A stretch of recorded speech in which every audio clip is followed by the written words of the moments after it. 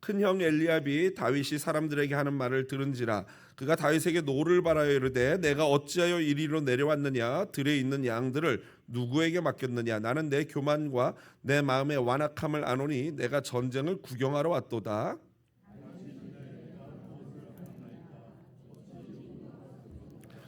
돌아서서 다른 사람을 향하여 전과 같이 말하며 백성이 전과 같이 대답하니라.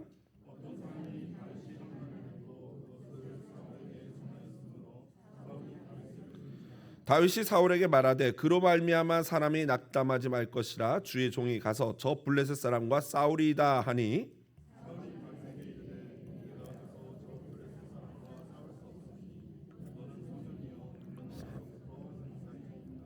다윗이 사울에게 말하되 주의 종이 아버지의 양을 지킬 때 사자나 곰이 와서 양떼에서 새끼를 물어가면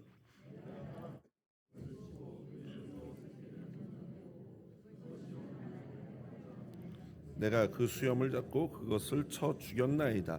주의 종이 사자와 곰도 쳤은즉 살아계시는 하나님의 군대를 모욕한 이 할례 받지 않은 블레셋 사람이니까 그가 그 짐승의 하나와 같이 되리이다. 곰의 발톱에서 건져내셨은즉 나를 이 블레셋 사람의 손에서도 건져내시리이다. 사울이 다윗에게 이르되 가라 여호와께서 너와 함께 계시기를 원하노. 이에 사울이 자기 군복을 다윗에게 입히고 노투구를 그의 머리에 씌우고 또 그에게 갑옷을 입히매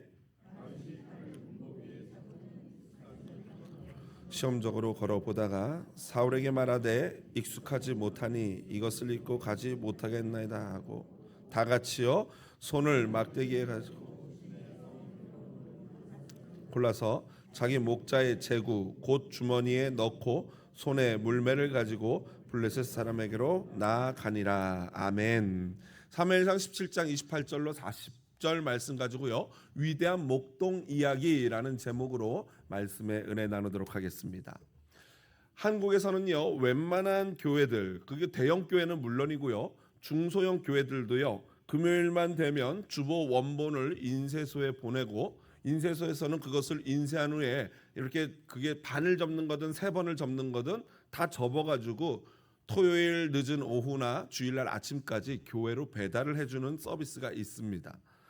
어떤 교회가 있었는데요. 그 교회는 이 담임 목사님이 정기적으로 뭐 한 달에 한 번, 두 달에 한 번 이런 정기적으로 주일 학교에 가서 설교를 하는 전통이 있었습니다. 그런데 인쇄소에서 주보를 담당하는 인쇄소에서 전화가 왔습니다. 왜냐하면 그 주 주일학교 주보에 담임 목사님이 말씀을 전하시는 말씀의 제목이 누락됐기 때문입니다. 빠졌기 때문입니다. 인쇄소 직원이 전화를 해서 설교 제목을 물어봤고 담당하는 교역자는 이렇게 대답했습니다. 여호와는 나의 목자시니 라고 짧게 대답했습니다. 그랬더니 인쇄소 직원이 그게 다입니까? 라고 다시 물었고 교회 직원은 여호와는 나의 목자시니 네 그것으로 충분합니다 라고 대답을 했습니다. 주일이 되었습니다. 담임 목사님은 주일학교 강단에 올라가 의자에 앉아서 주일학교 주보를 살펴보기 시작했습니다. 기억하시죠? 옛날 한국 교회들은 그 강대상 안쪽에 뒤쪽에 이렇게 큰 의자들이 있지 않습니까? 이제 목사님이 거기에 올라가서 앉아서 이렇게 준비해 놓은 주일학교 주보를 펼쳐서 이렇게 보신 거예요. 그런데 주일학교 주보를 보다가 제목을 보고는 너무 깜짝 놀랐습니다. 왜냐하면 제목이 이렇게 돼 있었어요. 여호와는 나의 목자시니 네 그것으로 충분합니다. 인쇄소 직원이 그냥 직원이 한 말 뒤에 붙인 말까지도 그게 제목인 줄 알고 네 그것으로 충분합니다까지 적었던 것이죠. 처음에는 놀랐지만 계속 보니까 이제 화가 나기 시작했어요. 목사님이 아니 어떻게 일을 이렇게 처리를 하는 거야 하면서 화가 나가지고 답답해하면서 제목을 계속해서 반복해서 읽어보기 시작했어요. 여호와는 나의 목자시니 네 그것으로 충분합니다. 여호와는 나의 목자시니 네 그것으로 충분합니다. 여호와는 나의 목자시니 네 그것으로 충분합니다. 아멘. 목사님은 이 제목을 반복해서 읽는 동안 주마등처럼 자신의 목회 시간이 지나가기 시작했고 눈가에는 눈물이 맺혔습니다. 여러분 그날 주일학교 예배가 어땠을 것 같습니까? 그렇죠? 여러분 상상에 맡깁니다. 오늘은 추수감사 주일입니다. 여러분 지난 1년간 어떠셨습니까? 행복하고 즐거웠던 일도 있었고 때로는 슬프고 괴롭고 슬픈 일도 있었을 것입니다. 하지만 다윗의 고백처럼 그 목사님의 고백처럼 여호와께서 저와 여러분의 목자만 되신다면 그것만으로 충분할 줄로 믿습니다. 시편 23편은요 다윗이 쓴 가장 유명한 시죠.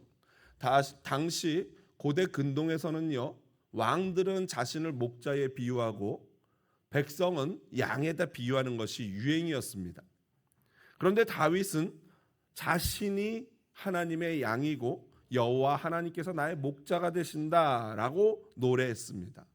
아마도 바로 자신이 양을 돌보면서 그 양과 자신의 관계를 생각하고 또 자신과 하나님의 관계를 생각하면서 그러한 시 노래를 지었고 불렀던 것으로 보여집니다. 양들이 사망의 음침한 골짜기는 다른 것이 아니라 곰과 사자가 시도 때도 없이 나타나는 곳이죠. 맹수의 공격을 받을 때 다윗은 자신의 목숨을 걸고 자신의 양떼를 지켰습니다. 다윗은 이 일을 통해서 깨달았죠. 죄인인 연약한 나도 내 목숨 걸고 양을 지키는데 하물며 선하신 하나님께서 나를 곰과 사자의 발톱에서 지키시지 않는가. 사망의 음침한 골짜기에서 하나님께서는 당연히 나를 건져내신다라는 경험과 확신의 믿음을 갖게 된 것입니다. 그래서 다윗은 목자 되시는 여호와 하나님만 함께한다면 나는 그것으로 충분하다라고 노래했던 것입니다. 추수감사절을 맞아 우리 모두 함께 시편 23편을 다 외워볼까요? 죄송합니다. 1절만이라도 우리 한번 외워보겠습니다. 같이 읽고 외워보겠습니다. 여호와는 나의 목자시니 내게 부족함이 없으리로다. 다시 한번요. 여호와는 나의 목자시니 내게 부족함이 없으리로다. 아멘. 일이 잘 되어도 또는 일이 잘 되지 않아도 그래서 우리는 문제가 없습니다. 목자 되시는 하나님은 우리에게 가장 빠른 길을 주시지 않습니다. 목자 되시는 하나님은 우리에게 가장 편한 길도 주시지 않습니다. 목자 되시는 하나님은 어떨 때는 내가 원하는 그 길을 허락하지 않습니다. 하지만 하나님은 반드시 가장 선한 길로 인도하여 주실 줄로 믿습니다. 이것을 믿는 자는요, 이것을 믿는 분은 목동 다윗이 양을 치던 그 현장과 그리고 다윗의 그 믿음에 굉장히 가까이 가 계신 분입니다. 오늘 본문의 앞부분 내용은 다음과 같습니다. 다윗이 골리앗을 보면서 길길이 화를 내고 거룩한 분노를 하자 이를 목격한 큰형 엘리압이 다윗을 보면서 교만하고 네 마음이 완악하다라고 화를 내며 정죄합니다. 이에 다윗은 형 내가 한 게 뭐가 있다고 그렇게 저한테 화를 내십니까? 라고 간단하게 변명하고는 억울하지만 형을 상대하지 않고 다시 골리앗을 향해서 거룩한 분노를 쏟아내기 시작합니다. 여러분 의아하죠? 왜 그 큰형 엘리압은 다윗에게 분노하고 있을까요? 골리앗이 아닌. 아마 복합적인 몇 가지 이유가 있을 것입니다.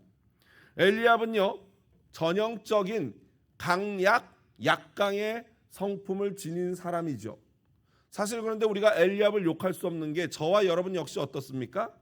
마찬가지예요. 사실 우리도 아닌 것 같지만 우리도 가만히 그런 상황에 놓이게 되면 우리 역시도 강한 자에게는 약하고 약한 자에게는 강한 모습을 보이는 것이 일반적인 연약한 인간의 모습이죠.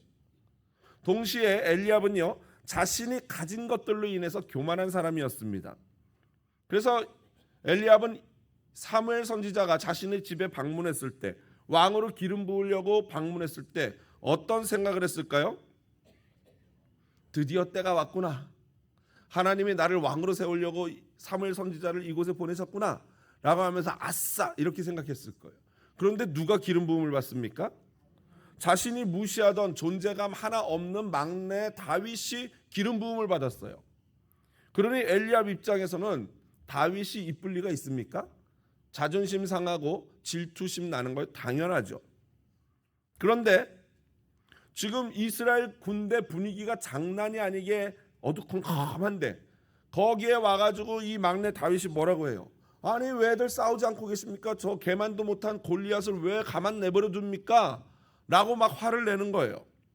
그러니까 다윗이 하는 이 말이 엘리야에게는 어떻게 들렸어요? 자기를 무시하고 형을 핀잔하는 그러한 말로 들렸을 것이 분명하죠.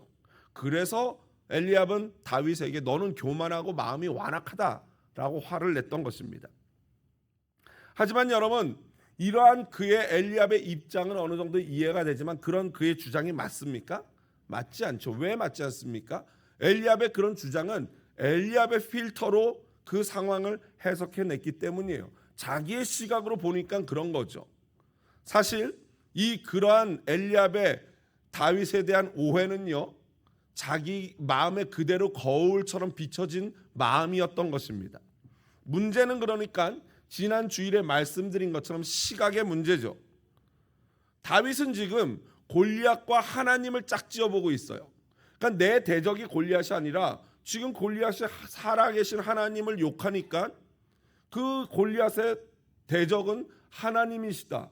그리고 하나님과 골리앗이 싸우니 당연히 하나님이 이긴다라고 생각하기 때문에 다윗에게는 문제가 없는 거죠. 하지만 엘리압은 골리앗과 다윗을 짝지어 보고 있습니다. 그리고 골리앗과 다윗을 비교하니까 다윗은 어때요? 한참 부족한 거죠. 골리앗의 반토막도 안 되는 존재니까 이거는 뭐 말도 안 되는 싸움인 거죠. 그래서 그는 다윗의 거룩한 분노를 이해하지 못했던 것입니다. 그의 중심을 왜곡하는 어두움에 엘리압은 갇혀 있었던 것이죠. 유진 피터슨 목사님은 다윗 현실에 뿌리박은 영성이라는 좋은 책에서 이것을 다음과 같이 말했습니다. 같이 한번 읽어보겠습니다. 악에 의해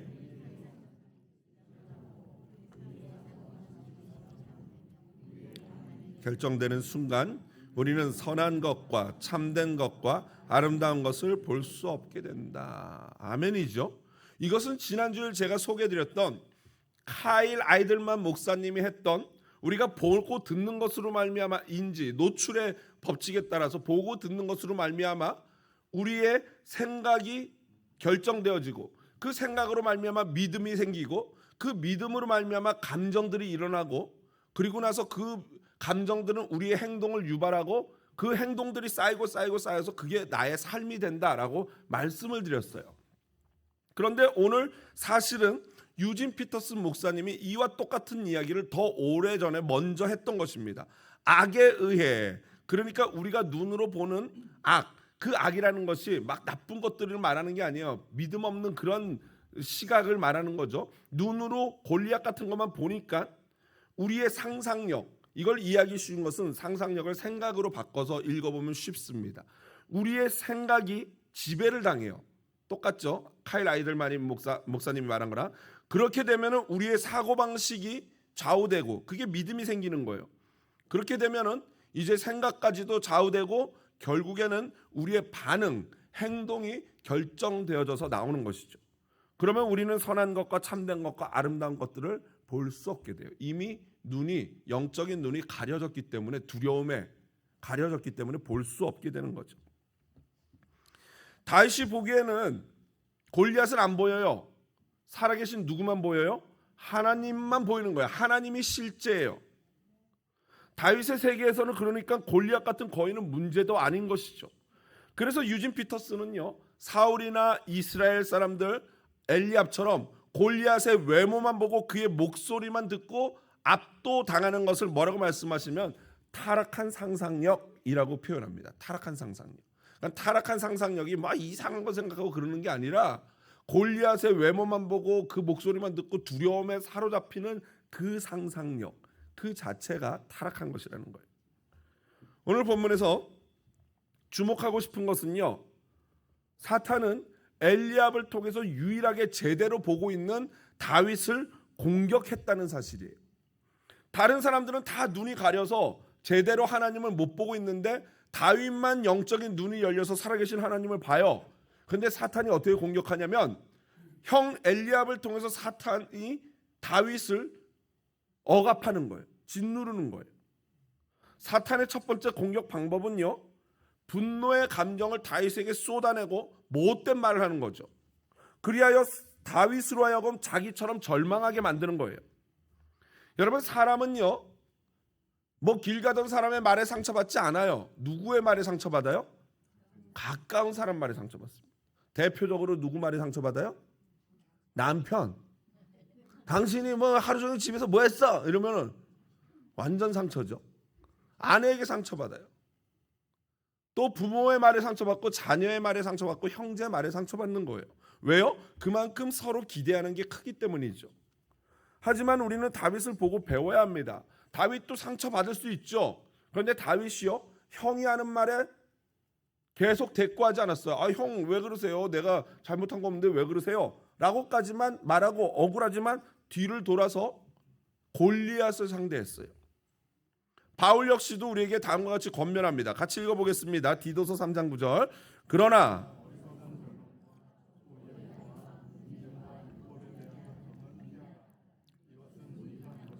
헛된 것이니라. 아멘. 여러분, 사탄은 맞서 싸우라고 말씀드렸습니다. 그런데 맞서 싸우는 방법 중에도 뭐가 있어요? 피하는 게 있어요. 36개 주랭랑이라는 게 있어요. 그것도 싸움의 방법이에요. 제일 좋은 방법이에요. 피 흘리지 않는. 어떤 거는 맞서 싸워야 되지만 어떤 때는 피하는 게 싸우는 거라니까요. 다윗은 형과 맞서 싸우지 않고 계속해서 사람들에게 내가 골리앗을 이길 수 있다, 저 아무것도 아니다 라고 용기를 북돋아주고 있었던 것입니다. 그러자 31절을 보니까요, 사울 왕에게 다윗의 이 말을 전하는 어떤 사람이 있었어요. 이름이 없어요. 어떤 사람. 여러분 주변에 꼭 이런 사람이 있죠? 그 어떤 사람. 이런 거예요. 친구들끼리 이렇게 모여서 내가 쟤 이길 수 있어. 그러면 그 어떤 사람은 어떻게 해요? 뽀로로 달려가가지고 걔한테 야, 제가 너 이길 수 있다는데? 그래가지고 꼭 싸움을 붙여가지고 그 싸움 구경하는 재미를 느끼는 그런 어떤 사람이 있어요. 그 어떤 사람은 도대체 왜 그러는 걸까요? 왜 그러는지 알 수는 없지만, 그런데 오늘 본문에서 그 어떤 사람은 사실은 잘한 거예요. 왜냐하면 모든 이스라엘이 두려움에 사로잡혀서 막 전의를 상실하고 벌벌 떨고 있는데 유일하게 이길 수 있다고 말하는 다윗을 발견하고는 기쁜 소식이죠. 복음이죠. 희망이죠. 그러니까 그걸 가지고 사울한테 가서 전했던 거예요. 그 결과 이스라엘이 승리하는 결과가 있었어요. 이거는 아주 잘한 거예요. 그런데 문제는 이런 기쁜 소식, 좋은 소식은 전하는 게 맞는데 우리의 문제는 뭐예요? 그게 기쁜 소식이건 나쁜 소식이건 상관없이 마구마구 전한다는데 문제가 있는 거예요. 입을 조심해야 돼요. 그런 사람은 결코 화평하게 하는 사람이 아닙니다. 그리고 예수님의 산상수훈 설교에 의하면 그렇게 말을 막 가져다 전하는 사람은요, 결코 하나님의 자녀로 합당하지 않다는 것을 알 수 있어요. 마태복음 5장 9절 우리 큰 소리로 읽어보겠습니다. 화평하게 하는 자는 복이 있나니. 그러니까 오늘 본문을 보니까 다윗이야말로 화평하게 하는 자였어요. 샬롬을 가져다 주는 사람이었다는 것이죠. 그 어떤 사람의 말을 듣고 사울은 혹시나 하는 마음에 그래? 그럼 데려와 봐라 그래요. 그랬더니 봤더니 다윗이에요. 키는 아직 덜 자라서 어린 소년에다가 얼굴은 홍조까지 띠고 있는 빨갛게 볼빨간 사춘기 소년인 거죠. 그런데 다윗은 이 왕과 다윗이 만났으면 보통은 윗사람인 왕이 먼저 말을 하는데 오늘 본문에 보니까 왕과 다윗이 만나자마자 다윗이 오히려 먼저 말을 해요. 뭐라고 말합니까? 우리 새번역 성경으로 된 32절을 한번 읽어보겠습니다. 누구든지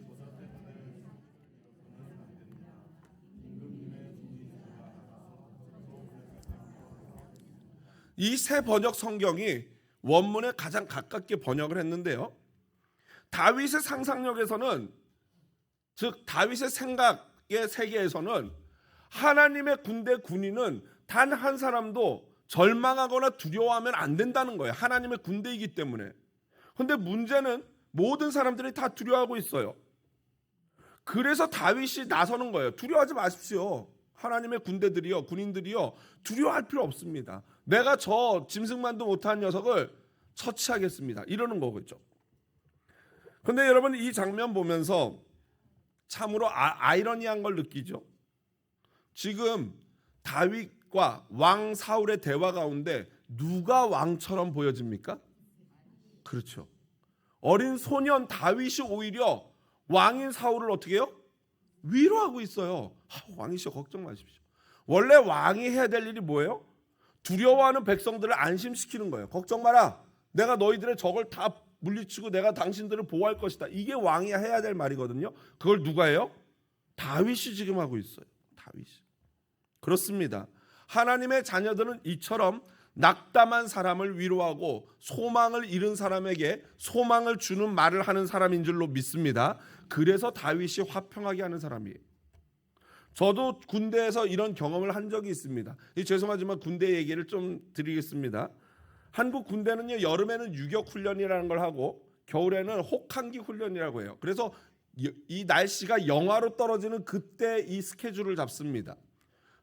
밖에 외부에 야외로 나가가지고 멀리 떨어진 데 가가지고 땅을 파요. 그런데 영하가 되면 땅도 얼거든요.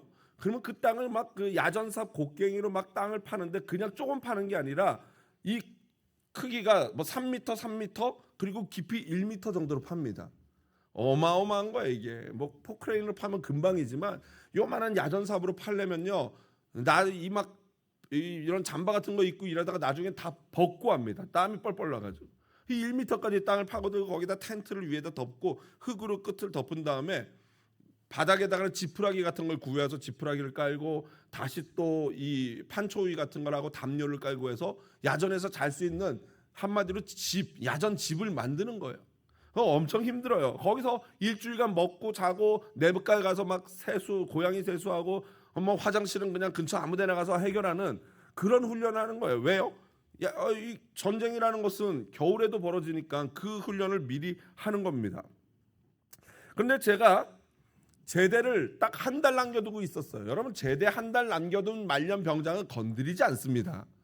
말년 병장은 떨어지는 낙엽도 이렇게 피해가야 돼요. 다치면 안 되니까. 그런데 중대장님이 하루는 저를 부르더니 저보고 그런 거예요. 야, 임병장, 너 요번에 제대 한 달 남았지만 마지막 혹한기 훈련 한번 빡세게 하고 가야 되겠다. 왜요? 그랬더니 신임 병사가 있었는데 군대에서는 저하고 1년 차이 나면 아들 군번이라 그러고 2년 차이 나면 손주 군번이라 그래요. 근데 손주 군번 중에 한 특이한 애가 들어왔는데 어떤 친구냐면요, 공군 체력 시험에서 떨어진 친구예요. 아니, 공군에서 떨어진 애가 어떻게 육군을 올 수 있냐고요. 알고 봤더니 그 아이의 아버지가 장군인데 우리 아들을 군대에서 내가 정신 차려서 아들 만들겠다고 장군의 힘으로 뺀 게 아니라 오히려 육군에다 집어넣어 버린 거예요. 그런데 거기다가 그 친구를 봤더니 가만히 보니까 누굴 많이 닮았어요. 그래서 이렇게 봤더니 공자님을 닮았어요. 공자. 그래서 너 공자랑 무슨 관계냐 그랬더니 그 공자의 몇십 대손 후손이더라고요. 진짜로. 귀가 이만해요. 그런데 그 친구가 약간 이렇게 뭔가 나사가 하나 빠진 듯한 친구예요. 뭘 시키면은 제대로 하는 게 없어요. 원래 뭐 보통 똑똑한 사람도 군대 가면 처음에는 다 어버벙 하거든요.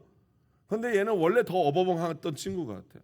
하여튼 그런데 그런 친구가 군대 오면은 군인들은 완전 긴장합니다. 왜냐하면 군에 안전사고가 일어날 수 있으니까. 그러니까 중대장님 입장에서는 큰일 난 거죠.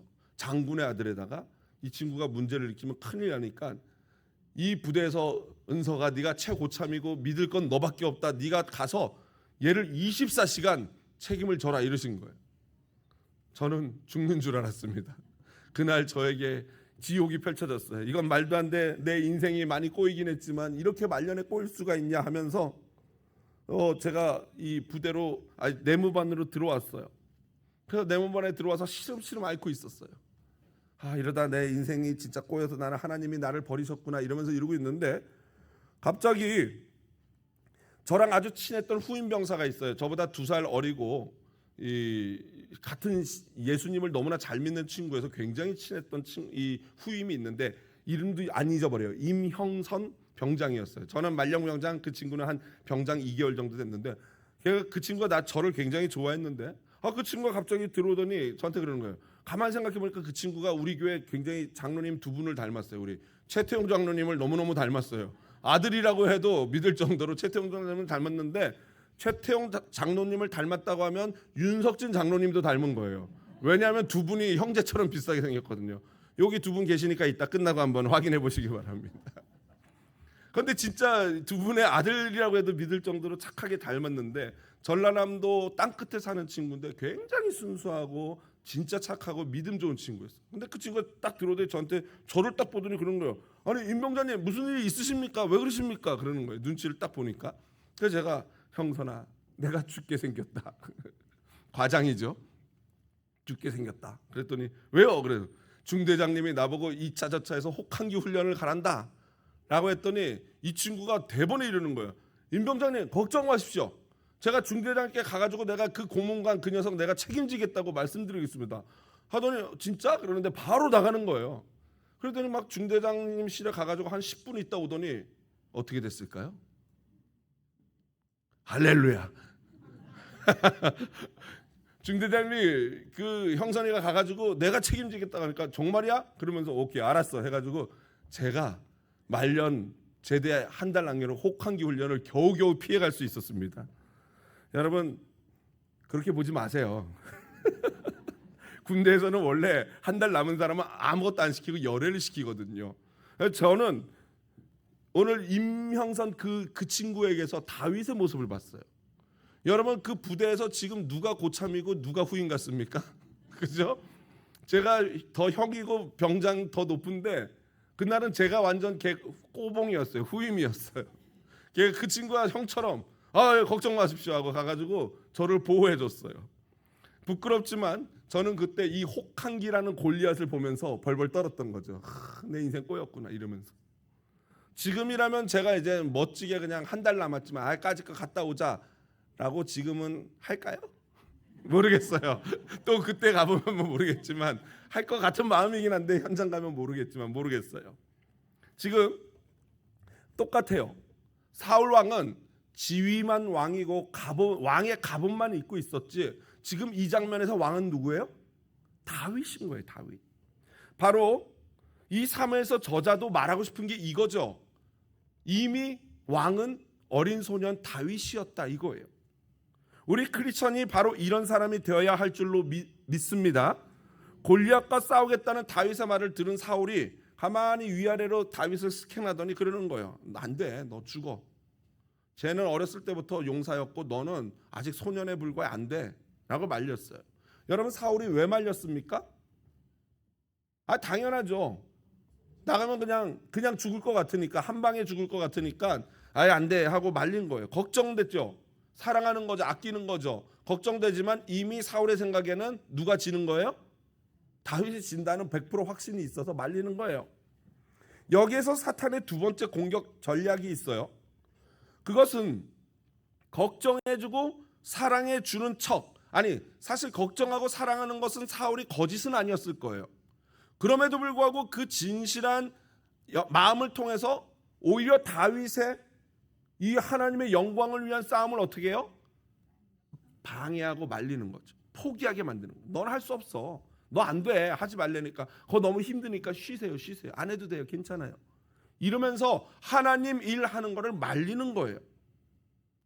여러분 첫 번째 사탄의 공격은 윽박지르는 거였어요. 그런데 두 번째 사탄의 공격은 그거와 완전히 반대로 우리를 위해주고 사랑해주는 척하지만 사실은 결과적으로는 역시 싸우지 못하게 하는 거예요. 하지만 다윗은 이 사탄의 전략에 넘어가지 않습니다. 사울의 이 만류에도 불구하고 사울을 설득하고는 자기의 소신을 밝히고 난 싸울 수 있습니다 얘기하죠. 그러자 사울이 자신의 갑옷과 투구와 칼을 줍니다. 그런데 이걸 입고 걸어가 보니까 여러분 생각해 보십시오. 사울이 얼마나 큰 사람입니까? 보통 어른들보다도 머리 하나가 더 있는 사람인데 아직 덜 자란 소년 다윗에게 갑옷을 입히니 그게 맞겠냐고요. 다윗에게 맞을 리가 없으니까 다윗이 나 이거 필요 없고요. 세상의 방법, 다른 사람들의 방법, 갑옷과 무기를 의지하는 이 싸움이 아니라 나는 나만의 방법으로 싸우겠습니다 라고 말해요. 그러자 전장으로 나가는 다윗을 뒤에서 바라보면서 사울이 할 수 있는 것은 유일하게 뭐예요? 37절 끝에 보니까 사울이 다윗에게 해줄 수 있는 것 딱 이거밖에 없어요. 가라, 여호와께서 너와 함께 계시기를 원하노라 라고 말해요. 여러분 이 장면을 보면서 어떤 생각이 드십니까? 저는요 이 장면을 보면서 첫 번째로 사울은 다윗의 이 거룩한 전투에 끼어들 틈이 없다라는 것을 보게 됩니다. 무슨 말이냐면요, 어떤 학자들은요 사울이 다윗에게 갑옷을 입히려던 이유를 굉장히 안 좋게 부정적으로 해석합니다. 그 이유는 뭐냐면요, 다윗이 사울의 갑옷을 입고 골리앗과 만약에 싸워서 이겼다 하면은 그 공로의 10% 또는 30% 지분이 누구 거예요? 사울 거가 되는 거예요. 아, 역시 왕의 갑옷을 입고 나가서 싸우니까 이겼네. 이렇게 되는 거죠. 그랬다는 거예요. 뭐 물론 저는 그렇게까지 사울을 나쁘게 해석하지는 않지만 어느 정도 일리는 있어요. 여기서 우리는 여기서 깨달을 교훈은 다윗의 반응이죠. 다윗은 사울의 갑옷이나 사울의 칼을 들고 나가지 않았어요. 그건 무슨 말이냐면 세상적인 방법, 세상적인 일반적인 것들을 거절하는 거예요. 세상 가짜의 방법인 사울의 투구와 갑옷, 칼을 거절하고 다윗은 자신의 방법으로 하나님의 영광을 드러냈던 것이죠. 이 거룩한 영광의 전투에는 인간적인 생각, 인간적인 꾀, 인간적인 작전은 들어갈 틈이 없다는 거죠. 두 번째로 사울이 이렇게 얘기하죠. 여호와께서 너와 함께 하시기를 원한다. 라는 이 사울의 축복을 여러분 진짜 신앙 고백으로 들리십니까? 아니면 그냥 하는 소리로 들립니까? 그렇죠. 만약에 진짜 사울이 다윗이 여호와께서 함께하면 이길 수 있다라고 믿었다면 누가 나가면 됩니까? 본인이 나가면 되잖아요. 내 하나님이 나와 함께하니까 나 이길 수 있다고 내가 나가면 되는데 나는 함께하지 않는 것 같으니까 너와 혹시 함께하시면 이길까? 하고 내보내는 거예요. 여러분 사울이 정말 다윗이 나가면 이길 수 있다고 생각해서 내보내는 거예요? 그렇죠? 아닌 것 같죠? 왜냐하면 이길 리가 없다고 이미 말했으니까. 그렇다면은 다윗이 이기지도 못할 거 알면서도 왜 내보내요? 이거 아동학대 아니에요? 그렇죠? 아동학대죠. 죽음의 길로 내보내는 거잖아요. 도대체 그러면 사울은 왜 다윗을 내보내냐? 송병현 교수가 이렇게 이야기합니다. 같이 한번 읽어봅니다. 그럼에도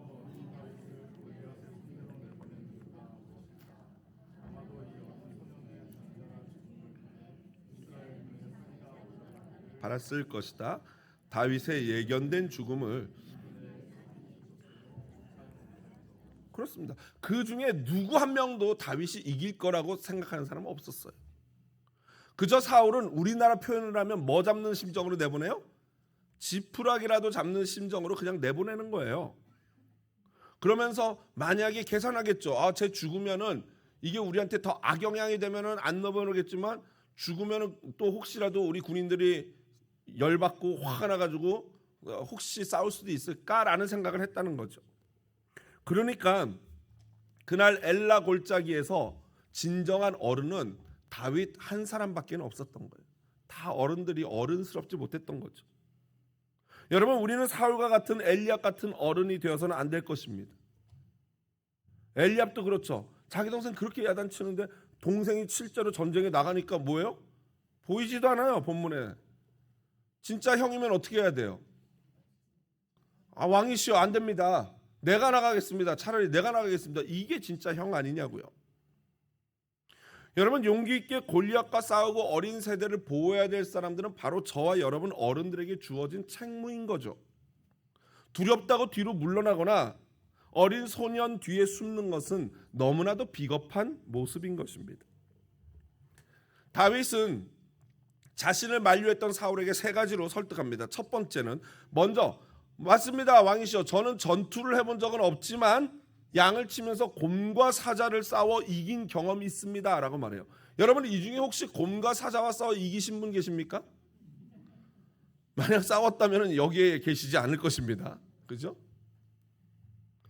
그러니까 다윗은요 어떻게 그 곰과 사자를 이길 수 있었어요?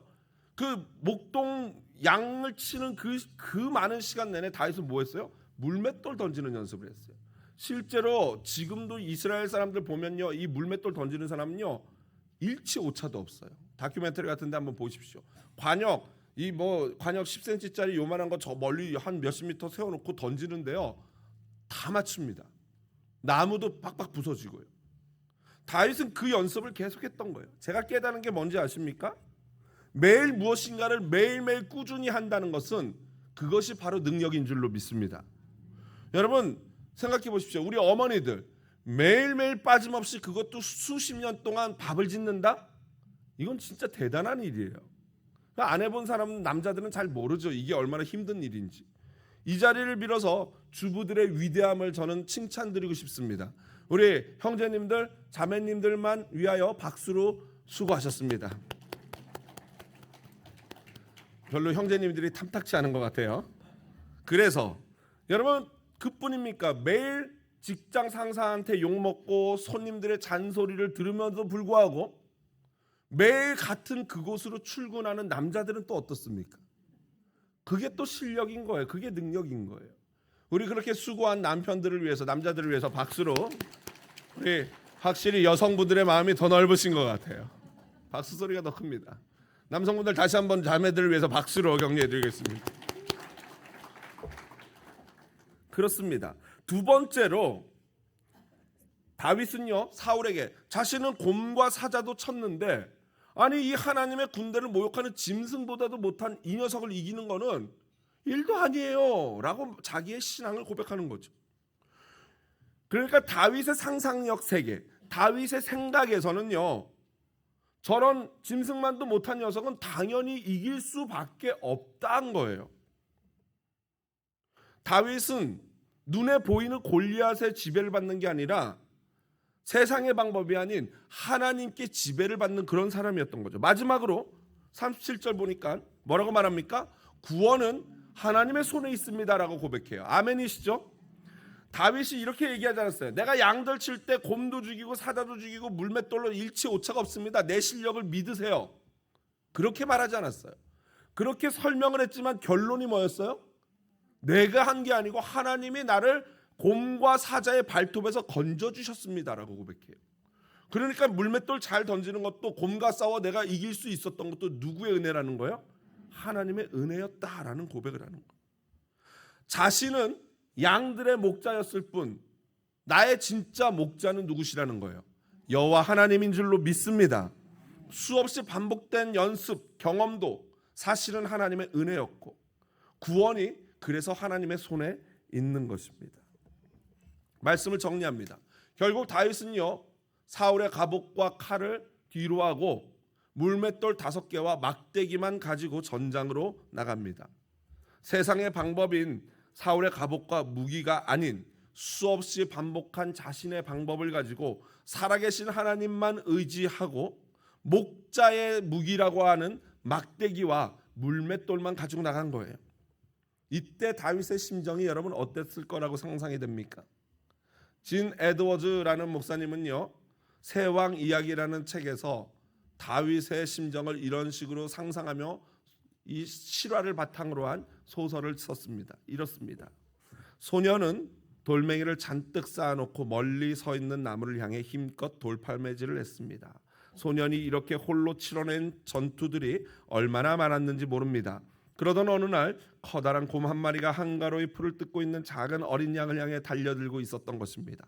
소녀는 조금의 망설임도 없이 어린 양을 향해 질주했습니다. 본능적으로 주머니 속에 돌을 꺼내면서도 소녀는 신기하다고 생각했습니다. 이상한 걸 전혀 두렵지 않아. 순식간에 냇가에서 굴러다니던 둥그스름한 돌멩이 하나가 공중을 가로질렀습니다. 몇 분 후 어느새 훌쩍 어른이 된 듯한 소녀는 무사히 어린 양을 안아 들었습니다. 나는 너의 목자란다. 그리고 하나님은 나의 목자시로구나. 그날 밤 내내 소녀는 그날의 놀라운 경험을 한 편의 시로 엮어 노래했습니다. 그렇게 전쟁터를 방문하던 어느 날 다윗은 또다시 커다란 곰 한 마리를 죽이게 됩니다. 처음 곰을 죽였던 때와 똑같은 방법으로 말이죠. 하지만 이번에 죽인 곰은 키가 2m 90이나 되는 골리앗이라는 거인이었습니다. 여러분, 매일 반복되는 성실함과 연습, 노력과 더불어 교만하지 않는 마음으로 살아계신 하나님만 믿는다면 저와 여러분 역시 어떤 골리앗도 이길 수 있을 줄로 믿습니다. 왜냐하면 우리 하나님 아버지가 우리의 목자가 되시기 때문입니다. 아멘. 예수 그리스도께서는 우리의 목자이십니다. 그분은 사망의 음침한 골짜기에서 저와 여러분을 건져내실 분입니다. 이것은 위대한 목동 다윗의 이야기이지만 동시에 위대한 목자의 원형이 되시는 우리 주 예수 그리스도의 이야기였던 것입니다. 다윗처럼 선한 목자 되시는 우리 주 예수 그리스도를 찬양합시다. 추수감사주일 다시 한번 우리 신앙 고백을 하기를 원합니다. 제가 예수 그리스도가 목자 되시니 하면 여러분은 네, 그것으로 충분합니다 라고 큰 목소리를 외치면 되겠습니다. 우리 찬양팀에 나와주시고요. 예수 그리스도가 나의 목자 되시니, 우리 다시 한번 예수 그리스도가 나의 목자 되시니, 네, 그것으로 마지막으로 두 손도 이렇게 힘있게 하면서요. 예수 그리스도가 나의 목자 되시니, 네, 그것으로 충분합니다. 아멘.